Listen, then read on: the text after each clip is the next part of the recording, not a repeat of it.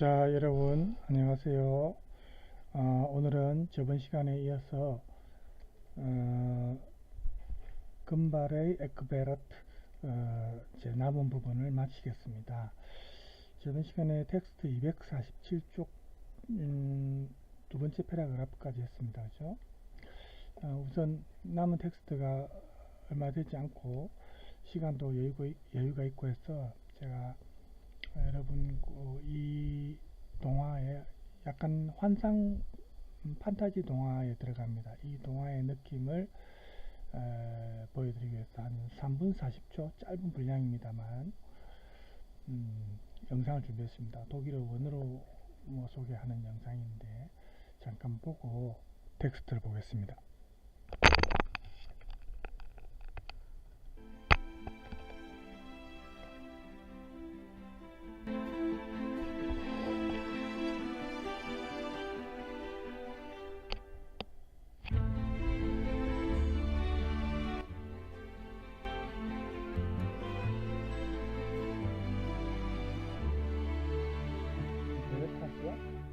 에크베르트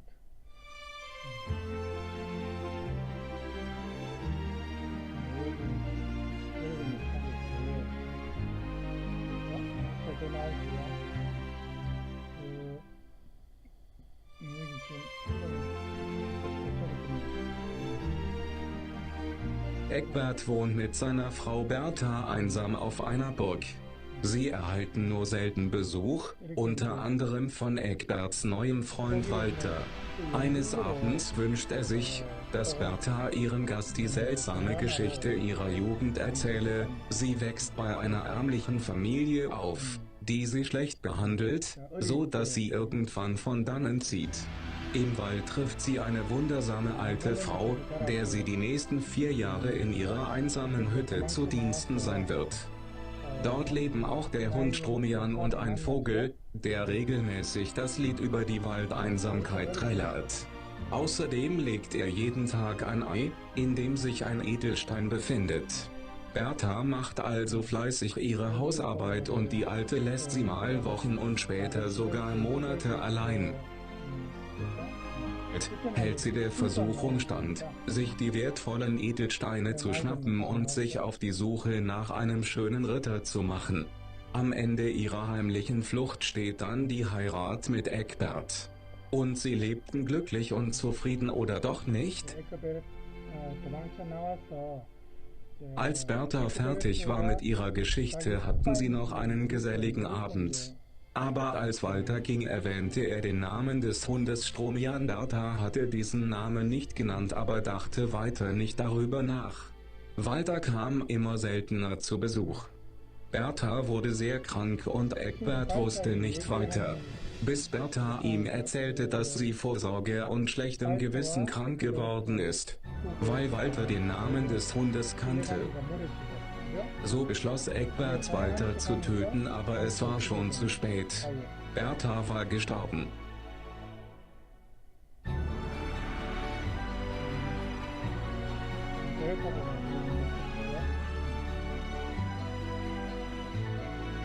Egbert war sehr traurig. Viel Zeit verging und er kam langsam wieder unter Menschen. So kam es, dass er Hugo, einen jungen Ritter, kennenlernte. Sie verbrachten viel Zeit miteinander, bis Egbert auffiel, dass Hugo Abstand von ihm nahm. Verzweifelt ritt er in den Wald. Dort begegnete er der alten Frau, die Bertha damals aufgenommen hatte. Sie fragte Egbert, ob er ihr ihren Hund und Vogel wieder mitgebracht hätte, auch verriet sie ihm, dass sie Hugo und Walter war. Aber das Schrecklichste war, Bertha war seine Halbschwester. Völlig verwirrt rennt Egbert in den Wald und wird verrückt und stirbt. 자, 제가 이 동화의 분위기를 여러분께 잠깐 전달해 드리고 싶어서 봤고요. 저번 시간에 이어서 이제 마저 하겠습니다. 그래서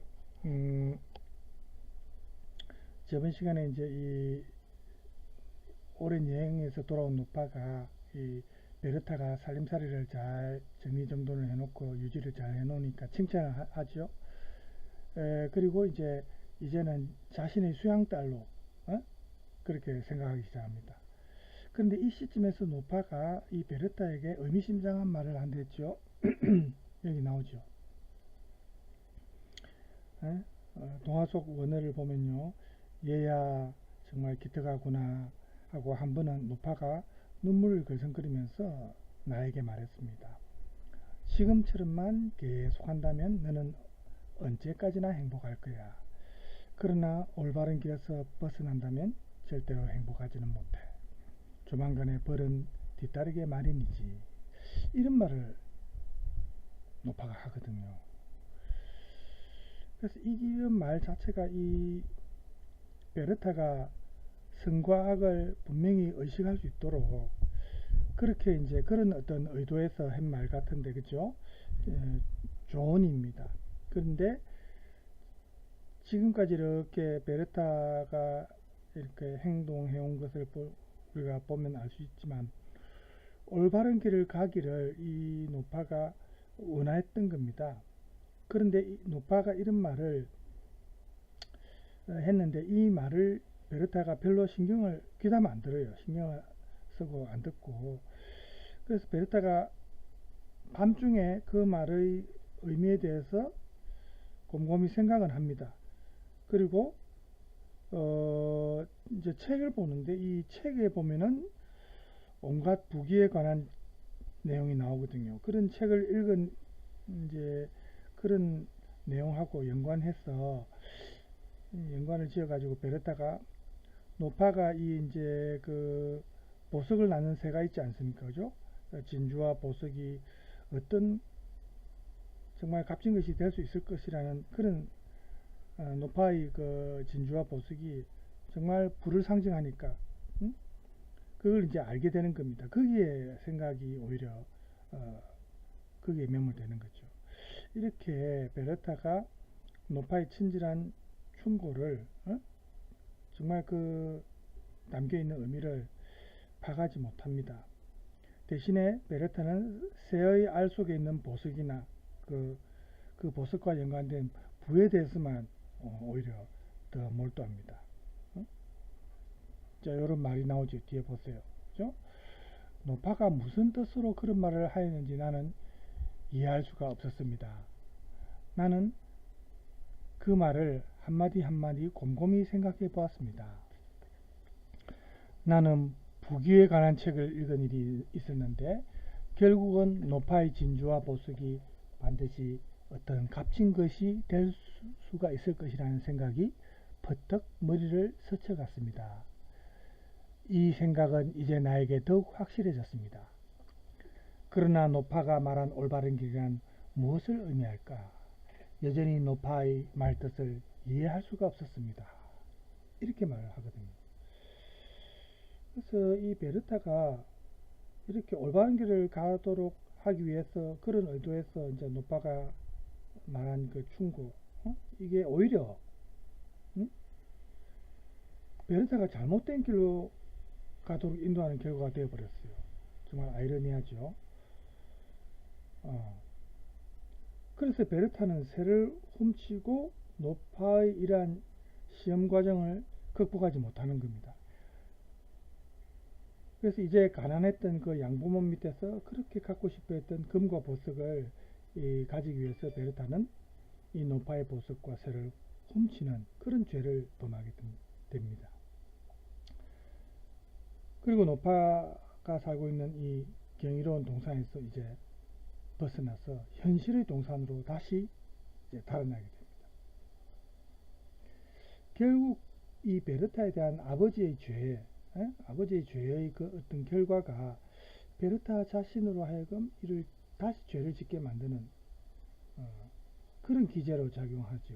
그러니까 죄의 대물림이라는 게 이제 여기서 다시 이어지는데 이게 노파가 피하고자 한 어떻게 보면 피하려고 한 것이기도 합니다. 그런데 노파는 베르타를 자신의 이 삶의 영역으로 이제 데려왔죠. 그리고 이전에 베르타가 살았던 이전의 삶의 환경을 이제는 새로운 행복한 삶의 환경으로 재창조하려고 했는데 어, 찢어지도록 가능한 삶이라는 것은 이 새로운 삶에는 그런 삶은 이제 없고 또 악독한 양부모도 없고 대신에 자비로운 부모처럼 이 노파가 그런 역할을 해줬다 아닙니까? 그죠? 그래서 노파는 이 친아버지에 의해 사생아로 이렇게 낙인찍혀서 불행한 삶을 살았던 그런 불행한 운명의 어떤 그 베르타를 그런 불행한 운명에서 벗어나게 해주려고 했는데, 그러니까 친아버지가 지은 죄에 의해 이렇게 사생아로 낙인 찍힌 베르타의 불행한 운명, 그런 어두운 그림자를 이 베르타에게서 지워버리려고 했습니다. 바로 이게 이제 노파가 베르타를 이 경이로운 동산으로 끌어들인 이유였는데, 결국은 그 시험 과정을 베르타가 통과 못한 거예요. 이 자연의 세계는 절대적이고 냉혹한 도덕률을 구체적으로 보여줄 수는 없죠. 이 자연 한가운데에서 나타날 수 있는 초자연적인 힘은 결국 노파를 통해서 이 어린아이 같은 순수한 영혼을 가진 그 베르타, 남에게 베풀기를 좋아하는 그런 사람에게는 보상을 줄 수 있는 그런 곳입니다. 그러니까 이제 베르타가 거기 시험만 통과하면 됐는데, 그죠? 이 경이로운 동산에 올 때까지만 해도 베르타는 그게 가능한 것처럼 보였죠. 양부모 집에 있을 때 자기가 그렇게 자기를 구박하는 양부모를 도와주었으면 하는 꿈도 꾸고, 그죠? 바로 이런 점이 남에게 베풀기를 좋아하는 이 베르타의 어떤 성격을 잘 보여주는 부분이거든요. 그리고 그때 이 베르타는 선과 악을 구별할 줄 모르는 순수한 상태였습니다. 이때만 해도. 바로 이런 사실이 이 초자연적인 힘, 어떻게 보면 이 노파를 통해서 이 도움을 받음으로써 베르타가 당연히 이런 걸 받을 수 있는 배경이 되는데, 이제 이 베르타가 자신의 양부모로부터 학대받는 것에 대한 공포나 불안이나 이런 게 필요 없습니다. 이 경이로운 동산에서는. 그죠? 그래서 노파의 이 경이로운 동산은 새로운 시작이나 새로운 시작 혹은 부활을 의미할 수도 있고요. 그래서 베르타가 이 경이로운 동산까지 가는 동안에 자기가 살고 싶은 욕망과 죽고 싶은 욕망이 반복적으로 나타났거든요. 그 책 속에 보면. 그러다가 결국 살고 싶은 욕망으로 바뀌지 않습니까? 그죠?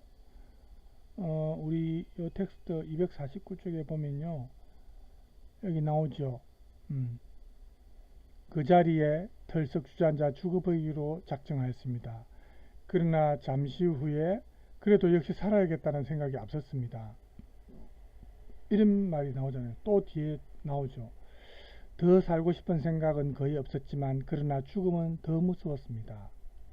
나의 생각, 나의 소망이 다시 고개를 쳐들었습니다.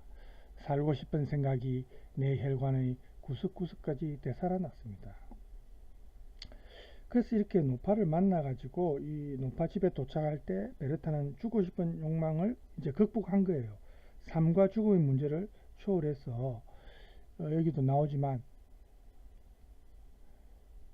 나는 내 자신과 안내자인 노파의 일도 잊어버리고 마음과 눈은 금빛 찬란한 구름 사이만을 헤매고 있었습니다. 이런 말이 나오거든요. 노파가 이 베르타에게 이 경이로운 동산에 함께 살게 이제 한 다음에 베르타에게 선과 악을 선택할 수 있는 자유를 주는데, 즉 죄를 지을 기회도 주는 겁니다. 이제 양자 선택을 할 수 있도록 하는 거죠. 그리고 올바른 길에 대해서 이제 언급을 저번에 앞서 나왔죠. 그러나 올바른 길에서 벗어난다면 절대로 행복해지지는 못해. 이런 말을 노파가 하지 않습니까? 이게 이제 의미심장한 충고인데, 노파가 이런 말을 하게 된 데는 나름대로 이유가 있죠. 노파 자신이 밖에 나가 집을 이렇게 오랫동안 장기간 비웠을 때 베르타가 정직하게 자신이 맡은 일을 잘 해나가면, 계속 그렇게 하면은 바로 그러한 것에 대한 고마움 표시로 노파가 이제 그런 이야기를 한 거예요. 그리고 선을 반드시 선택하기를 바라는 부모의 어떤 마음, 그죠? 그런 입장에서 이런 말을 한 건데, 바로 이런 언급이 오히려 베르타로 하여금 나쁜 길을 택하게 했다는, 어떻게 보면 좀 아이러니한, 그죠? 이런 현상이 벌어지는 겁니다. 부모, 아버지의 죄의 사슬을 끊어버리는 것이 불가능해진 거죠. 죄의 대물림이 다시 일어난다는 겁니다. 참 안타깝지요. 그죠? 자, 선악의 갈등을 봅시다. 그래서 이 노파가 가지고 있던 그 보석을 알이 이제 보석이죠. 그 새하고 보석을 가지고 베르타가 이제 다시 이 경이로운 영역을 벗어나서 다시 원래 자기가 살았던 평야의 지도로 돌아가죠. 베르타가 어린 시절의 여행과는 달리 이제는 어릴 때는 처음에는 불안했다가 나중에 자연과 친숙해지면서 행복감을 느꼈는데 이제는 상당히 지루하다는 느낌을 갖습니다. 그러면서 이 경이로운 동산으로부터 점점 멀어짐에 따라서 여러 가지 생각에 잠기게 됩니다. 생각에 잠기는 내용이 여기 나오죠. 이제 처음에 경이로운 동산에 갈 때하고 지금 경이로운 동산에서 살다가 이제 다시 돌아갈 때하고 지금 많이 달라졌어요. 생각이. 그죠? 한번 보세요. 그러나 가면 갈수록 노파와 개에 대한 생각이 나를 더욱더 불안하게 하였습니다.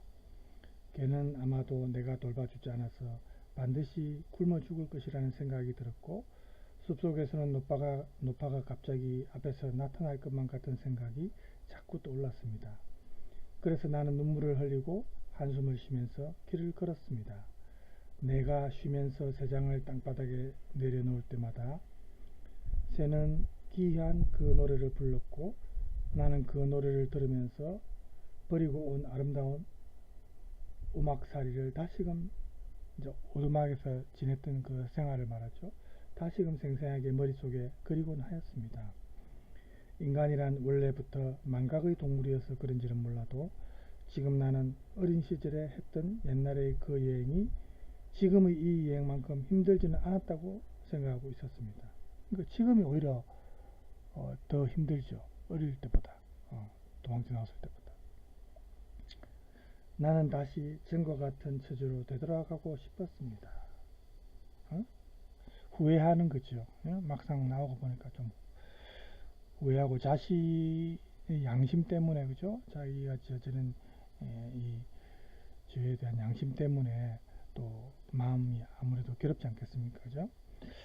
그래서 이 베르타의 예전에 이제 양부모 댁에서 도망쳐 나올 때 그때는 불안이라는 것이 베르타를 계속 앞으로 전진하게 이제 했던, 그죠? 그러니까 새로운 뭔가를 찾으려는 본능이 베르타를 계속 앞으로 나가게 한 그런 어떤 원동력이 되었고, 또 그런데 경이로운 동산에서 체험한 자아의 발견이라는 긍정적인 면, 그리고 반대로 개를 집에 혼자 남겨두고 온 것이라든지 새를 훔친 거, 또 보석을 훔친 거, 이런 부정적인 면들에 대해서 여행 도중에 이제 생각을 하는 겁니다. 그리고 베르타는 들판에서 또 노파와 만날지도 모른다는 걱정도 들고, 새의 노래, 그러다 보니까 새의 노래 소리도 역시 좀 경이롭거나 신기한 그런 노래로 안 들리고 이상하게 또 들리고, 그죠? 자기의 이제 죄책감 때문이죠.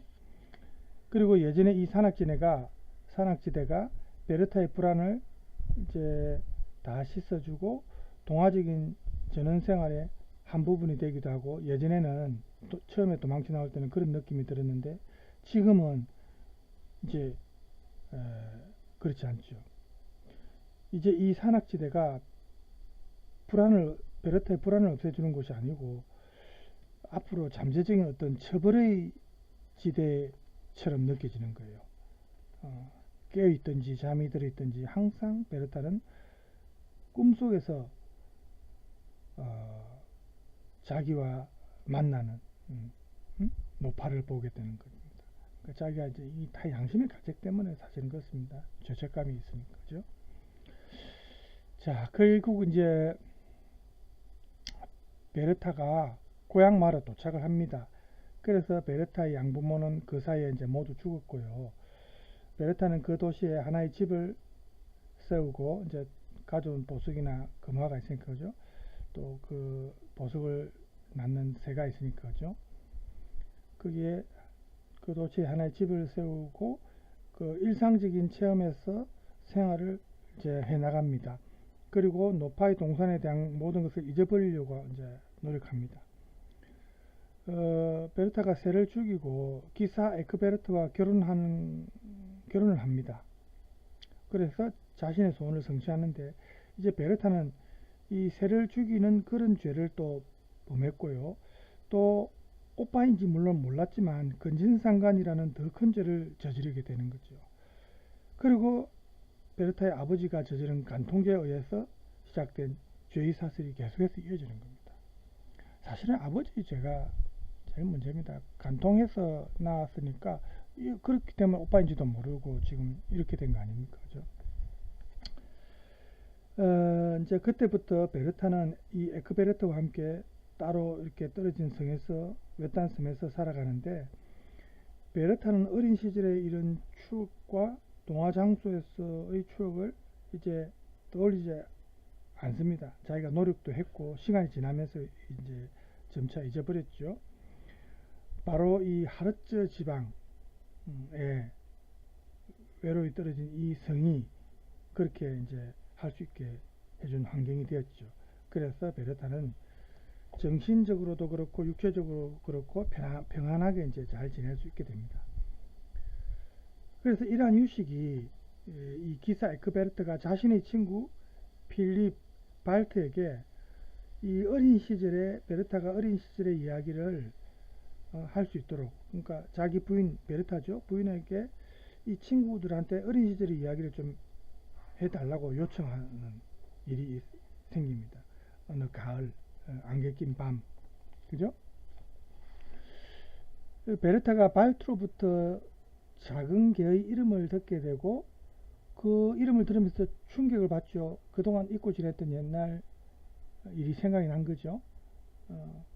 그러면서 좀 불안에 휩싸이죠. 그러니까 베르타가 아무리 생각해도 기억해내지 못했던 그 개의 이름을 발트의 입을 통해서 들었기 때문에 이제 충격을 받은 거예요. 그리고 불안에 휩싸이는 거예요. 그죠? 그래서 여기 이제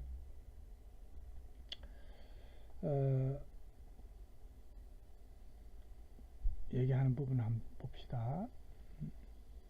내가 어린 시절의 이야기를 할 때마다 그렇게 오랫동안 정답게 지내던 조그만 개의 이름을 아무리 애를 써도 번번이 생각해내지를 못했던 것을 당신도 기억하시잖아요. 밤에 발트가 자러 갈 때 갑자기 나에게 이렇게 말하였어요. 나는 당신이 조그만 시트로미안에게 먹을 것을 주는 모습을 머릿속에 분명히 그릴 수가 있군요.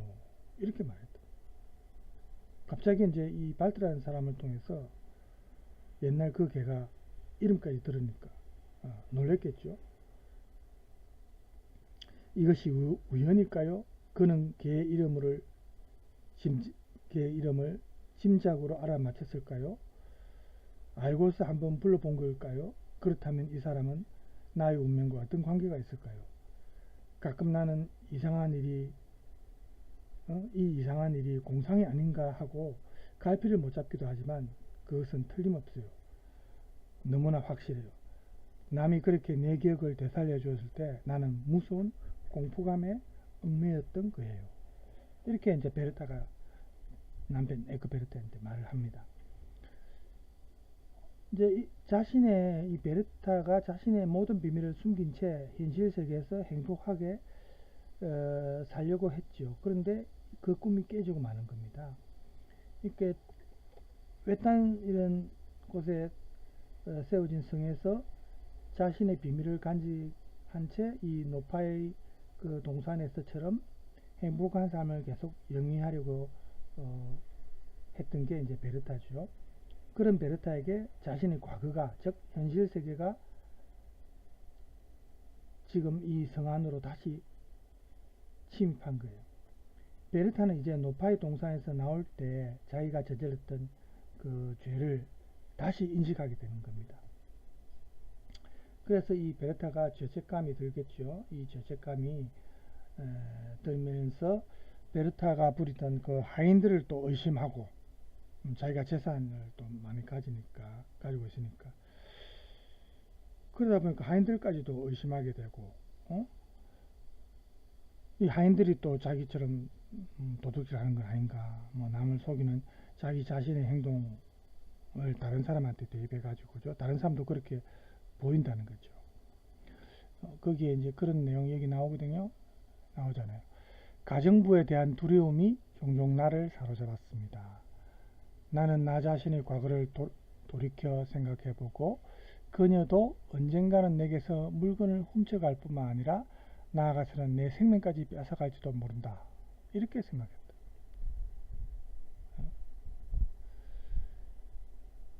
그래서 이제 이 경이로운 동산에서 자기가 겪었던 체험하고 지금 이 성 안에서의 생활, 이 사이에서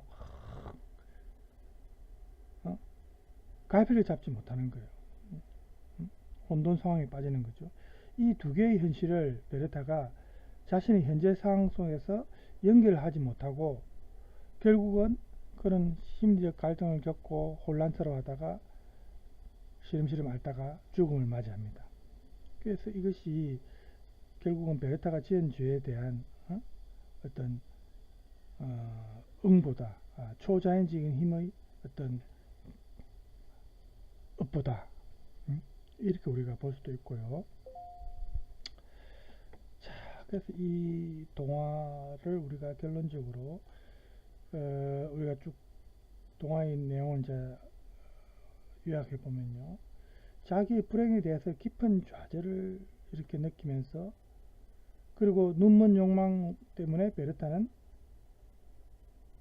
무의식 중에 자기도 모르게 양부모의 집을 떠났지 않습니까? 그죠? 그래서 베르타가 계속해서 앞으로 전진해서 오로지 이 양부모 학대받은 자기가 학대받은 이 양부모의 집에서 탈출하는 게 오로지 베르타의 어릴 때 생각이었습니다. 그래서 양부모 집에서 그 참을 수 없는 상황에서 벗어나기 위해서 도망을 하는데, 그 과정에서 베르타가 자연세계의 어떤 관용, 너그러운 어떤 그런 느낌을 받으면서 이 노파의 동산에 있는 경이로운 이 공동체 영역에서 살게 되죠. 들어가서 물론 노파의 이 경이로운 동산이 초자연적인 그런 지역이긴 하지만 베르타는 그곳 생활이 예전에 양부모와 함께 살았던 오두막집 생활과 생활 방식은 비슷합니다. 그런데 차이는 아무래도 양부모의 세계에서는 학대받았고, 그죠? 노파가 사는 이 경이로운 영역은 그렇지 않죠. 행복한 세계였죠. 그게 이제 차이점입니다. 베르타가 노파 곁에 머문 시기가 바로 이렇게 시험받는 시기입니다. 그죠? 베르타의 자아 형성이 가능한지에 대해서 시험해 보는 시기인데, 이걸 통과했으면 좋았는데, 베르타가 우연히 이 노파의 영역에서 방황하게 된 것이 아니고 우연한 것이 아니라는 거죠. 이런 목적입니다. 즉 시험 받기 위해서 의도적으로 그곳에 이제 가게 된 겁니다. 자기도 모르지만, 그죠? 어떤 힘에 이끌려서 갔다는 겁니다. 그래서 베르타가 노파의 보석을 보관하는 시험도 봤는데, 베르타가 혼자서 집을 지키게 하고 노파는 오랫동안 밖에 장기 외출하고, 그래서 맡겨진 일을 베르타가 정직하게 속이지 않고 잘 해나가는지를 알아보기 위한 그런 시험이었어요. 그런데 처음에는 잘 하다가 나중에 베르타가 이 새가 보석이던 그릇을 결국 훔쳐서 노파의 믿음을 저버리죠. 이 작품의 마지막에 보면은 베르타에 관한 노파의 의문, 어떤 의문입니까? 왜, 어째서 그 처녀는 나를 속이고 떠났는가? 이런 말이 나오거든요.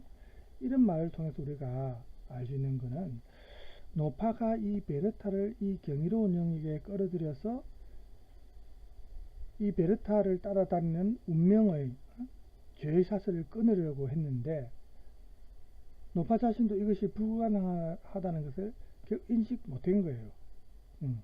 끊을 수 있다고 이제 노파는 생각했겠죠. 그래서 이 작품의 작가가 루드비히 히티크가 우리에게 말하고자 하는 의미는 결국 사람은 누구나 죄를 지을 수가 있는 존재다. 그리고 노파가 말한 것처럼 죄는 더 큰 죄를 불러오고 처벌은 반드시 죄를 짓게 되면 그 처벌은 반드시 따라온다는 겁니다. 이 노파에 대한 베르타의 죄 그리고 베르타가 낙원을 떠나는 이 이야기는 결국 성경에 나오는 원죄 아담과 이브의 몰락하고도 우리가 비교할 수가 있고요. 물론 이것이 상징적 비유를 통해서 성경 이야기를 다시 고찰하는 그런 건 아닙니다. 사람의 본성은 죄를 짓기 마련이다 라는 것에 대한 상징적 비유다. 어떻게 보면 그렇게 볼 수 있어요. 우리 뭐 성선설, 성학설 뭐 이런 내용이 있지 않습니까? 그죠? 사람의 본성은 죄를 짓기 마련. 그러니까 자기가 이렇게 그런 시험 과정을 통과해서 그죠? 이걸 극복하는 게 중요한데 이제 극복하지 못하고 그냥 그대로 살다 보면 인간이란 본성 자체가 결국 살다 보면 죄를 짓게 마련이다. 이것을 상징적으로 이제 비유했다. 이렇게 볼 수 있는 거죠. 그래서 우리가 죄를 지었대서 반드시 처벌을 받는다. 그죠? 또 구원받을 수 있는 길도 있지 않습니까? 우리가 다른 뭐 파우스트라 다른 또 작품을 보면요. 그죠? 그래서 뭐든지 우리가 일면적인 관점에서만 볼 필요는 없습니다. 대신에 열심히 꾸준히 다른 사람을 위해서 봉사도 하고 자기가 노력하고 그런 삶을 살면은 그런 삶을 사는 과정 그 과정이 중요하다는 거죠. 그래서 이제 파우스트 작품 같은 경우는 마지막에 구원을 받지 않습니까? 그죠? 악마 메피스토가 파우스트를 데려가려고 했지만 신이 구원을 하죠. 자, 오늘 어쨌든 우리가 루드비히 히티크의 금발의 에크베르트는 오늘로서 마치겠습니다. 시간을 한번 볼까요? 32분. 오늘은 이제 텍스트 남은 분량이 좀 작아서 다른 때보다 조금 빨리 마치게 되겠습니다. 금발의 에크베르트와 관련한 동영상이 하나 있긴 있지만 시간이 조금 분량이 많아서 제가 그걸 또 보여드리면 너무 시간이 많이 걸리니까 오늘은 조금 짧게 이 정도로 하고 마치겠습니다. 다음 시간에 또 우리 다른 주제로 여러분과 만나기로 하고요. 여러분 남은 시간 또 편하게 보내시기 바랍니다. 네, 감사합니다.